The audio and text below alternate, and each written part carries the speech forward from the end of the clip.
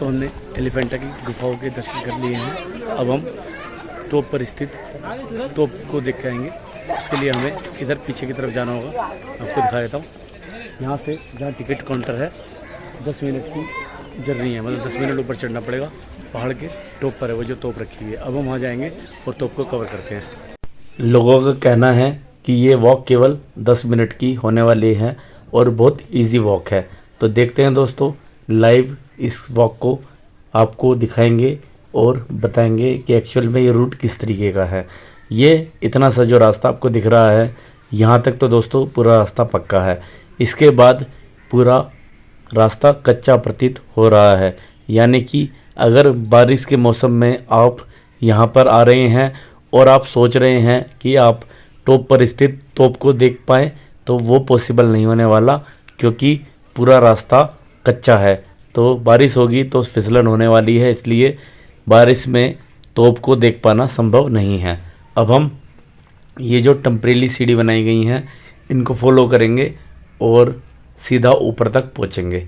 दोस्तों, ये जो पहाड़ का टॉप है इसको कैनन हिल कहा जाता है।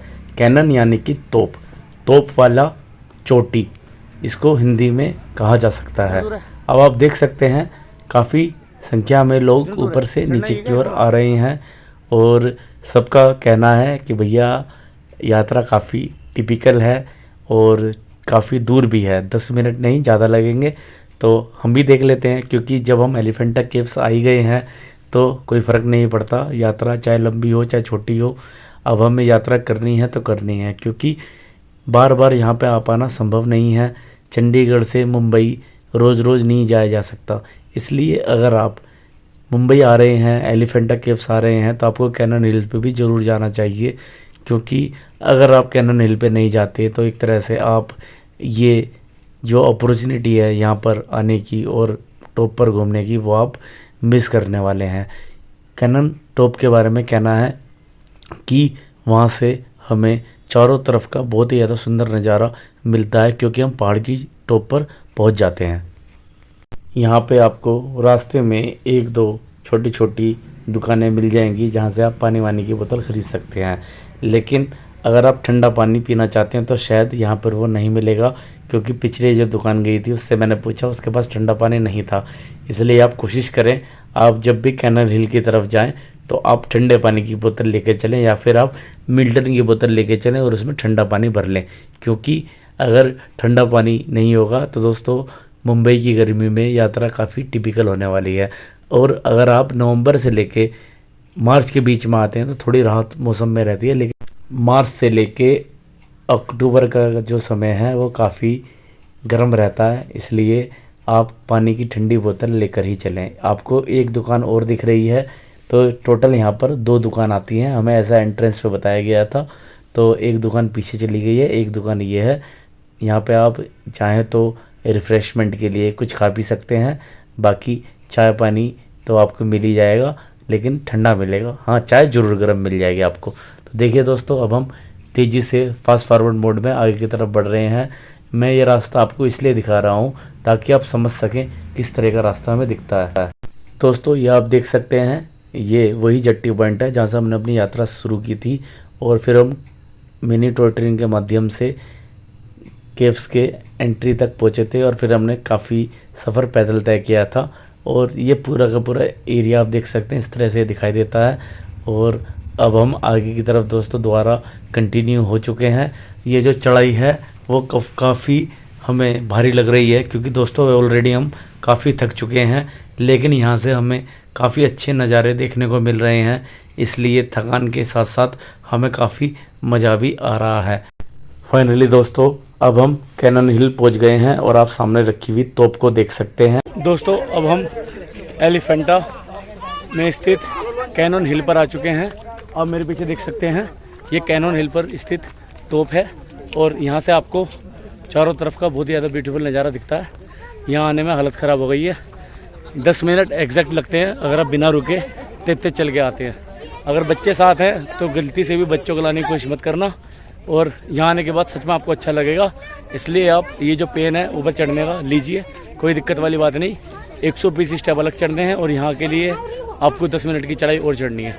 कुल मिला के टॉप पर आके आपको ये वाली तोप देखने को मिलती है। अब हम आपको इसको चारों तरफ से दिखाते हैं। ये लोहे के प्लेटफॉर्म पर लगाई गई है और इस तोप का पर्पस मेनली रहा था ब्रिटिशों द्वारा इसकी सुरक्षा करना, यानी कि इस एरिया की जो उन्होंने कैप्चर किया हुआ था। आप देख सकते हैं इस तरीके का इसका प्लेटफॉर्म है जो कि कई जगह से अब गल गया है, क्योंकि लोहे का बना था और चारों तरफ समुद्र है तो जंग लगना था बिल्कुल तय था। इस वजह से ये प्लेटफॉर्म गल चुका है, लेकिन तोप अभी भी सही सलामत स्थिति में है और इसके ऊपर ब्लैक पेंट करके इसको चमका के रखा हुआ है। काफ़ी अच्छी फीलिंग है और काफ़ी अच्छा यहाँ पर आके लग रहा है। साथ ही आप देख सकते हैं बच्चे लोग तो इसकी दाएं बाएं ऊपर नीचे जहाँ जहाँ से पॉसिबल हो सके फ़ोटो खींचने की कोशिश कर रहे हैं। और इस तरह आप देख सकते हैं समुद्र और जट्टी का नज़ारा, एलिफेंटा जट्टी का, और साथ ही चारों तरफ का आपको इस तरह से नज़ारा दिखाई देता है। यहाँ पर एक और तोप रखी हुई है जो कि अब हम इसके बाद कवर करने वाले हैं। साथ ही आप देख सकते हैं समुद्र के किनारे को जो कि इस तरह दिखाई देता है। साथ ही यहाँ पर आप बच्चों को देख सकते हैं बिल्कुल कोने पे जो पत्थर है उस पर भी खड़े होने से उनको डर नहीं लग रहा। चलो, बचपन होता ही ऐसा है, जवानी होती ही ऐसा है कि डर नहीं लगता, लेकिन जब जिम्मेदारियाँ आ जाती हैं तो इंसान थोड़ा थोड़ा डरना शुरू हो जाता है। अब हम नज़दीक से देख लेते हैं इन तोपों को, किस तरह से इनका स्ट्रक्चर है और किस तरह से ये दिखाई देती हैं। आप देख सकते हैं भाई साहब गोला चलाने की स्थिति में बिल्कुल खड़े हुए हैं और अपनी गर्लफ्रेंड को तोप से उड़ाने के चक्कर में खड़े हुए हैं। चलिए कोई बात नहीं, कुल मिलाकर सबका अपना अपना तरीका है मौज मस्ती करने का। कोई कैसे मस्ती करता है, कोई कैसे मस्ती करता है। कुल मिलाकर दोस्तों काफ़ी सॉलिड बनी हुई ये तोप है। अगर वज़न की बात करेंगे तो मुझे लगता है कि यहाँ पर जितने भी लोग खड़े हैं अगर वो सभी लोग मिलकर इसको उठाने की सोचेंगे तो शायद ना उठा पाएँ, क्योंकि बहुत ही ज़्यादा भारी है। बहुत ही सॉलिड लोहे का इसमें प्रयोग किया गया है और आप खुद भी समझ सकते हैं इतनी पुरानी होते हुए भी समुद्र से घिरे होने के बावजूद आज तक इसमें जंग नहीं लगा है। और ये इसका नीचे का एरिया है। इस तरह से दोस्तों पूरा एरिया अब ख़त्म होने की कगार पर है और मेंटेनेंस के नाम पर भी यहाँ पे हमें लग रहा है कि इसका मेंटेनेंस उस हिसाब से नहीं होता जैसा इसकी रिक्वायरमेंट है। वैसे तो कमाई काफ़ी अच्छी होती है, लेकिन फिर भी मेंटेनेंस में कहीं ना कहीं हमें कमी दिखती है। और आप देख सकते हैं नीचे कितनी गंदगी भी इकट्ठी है। और इस तरह लोहे के पिलर पे इस प्लेटफॉर्म को खड़ा किया गया है और फिर प्लेटफॉर्म के ऊपर तोप खड़ी है। तो चलिए अब हम अगली तोप की ओर बढ़ चलते हैं और कवर करते हैं अगली तोप को। कुल मिलाकर इस तोप का एक्सपीरियंस काफ़ी अच्छा रहा। वैसे तो काफ़ी कष्ट हुआ हमें यहाँ तक पहुँचने में, क्योंकि एक तो 6:30 बजने ही वाले हैं और हमें अपनी बोट तक भी पहुँचना है 6:30 बजे से पहले। नीचे बच्चे भी बैठे हैं और अभी एक तोप और रह गई है। लेकिन जब हम यहाँ तक आए हैं तो चाहे हमें होटल में स्टे करना पड़े, लेकिन हम कवर ज़रूर करेंगे। आप देख सकते हैं दूसरी तोप 3 मिनट, तो 3 मिनट का चढ़ाई हमें और चढ़नी है। उसके बाद हम दूसरी तोप को भी देख पाएंगे। तो अब हम दूसरी तोप की ओर बढ़ चले हैं।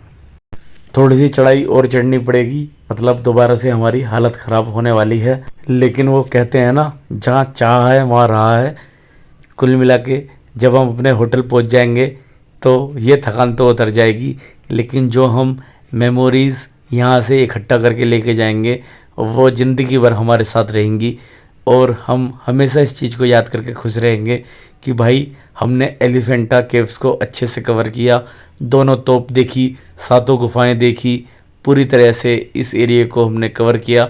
तो ये भी अपने आप में काफ़ी अच्छी यादें होती हैं। इसलिए मैं तो दोस्तों आपसे यही कहूँगा कि जब भी आप कहीं पर भी घूमने के लिए जाएं तो आप उस एरिया को अच्छे से कवर करें, अच्छे से देखें, फिर चाहे आपको थोड़ा बहुत एक्स्ट्रा पैसा खर्च करना हो। क्योंकि दोस्तों अगर आप कहीं घूमने जाते हैं तो ऑलरेडी आप काफ़ी पैसा लगा देते हैं, तो 200, 400, 500 रुपये के लिए, 1000 रुपये तक के लिए कभी नहीं सोचना चाहिए। और फाइनली पेन लेने के बाद हम दूसरी तोप पर भी पहुंच चुके हैं। दोस्तों अब हम कैनन हिल पर स्थित दूसरी तोप के पास आ गए हैं। अब हमारे पीछे देख सकते हैं ये है दूसरी तोप और यहाँ से चारों तरफ के बहुत ही ज़्यादा बेहतरीन नज़ारे दिखाई देते हैं। ये दोनों ही तोप बहुत ही ज़्यादा हाइट पर लगाई गई हैं, यहाँ आने में हालत ख़राब हो जाती है।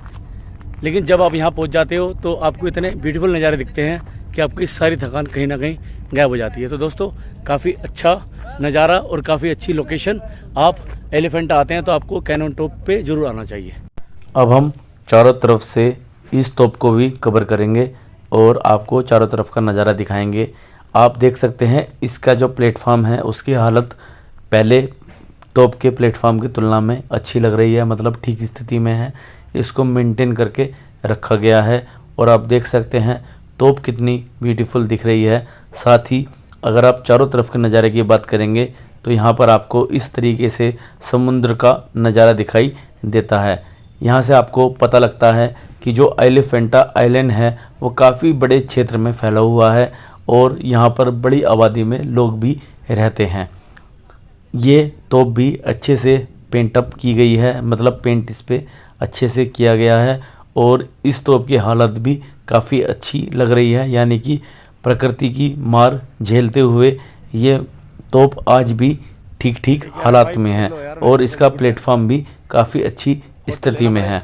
आप देख सकते हैं चारों तरफ से इस तरह से ये दिखाई देती है और यहाँ पर आपको सिक्योरिटी के नाम पर कोई भी दिखाई नहीं देता, ना तो कोई गार्ड है, ना कोई बताने वाला है कुछ भी हिस्ट्री वगैरह, ना किसी तरह का कोई बोर्ड लगा हुआ है जिससे कि हमें पता लग पाए कि इसकी हिस्ट्री क्या है। दोस्तों इस तरह हमने कैनन हिल को अच्छे से कवर किया। अब हम चलते हैं अपनी बोट की ओर।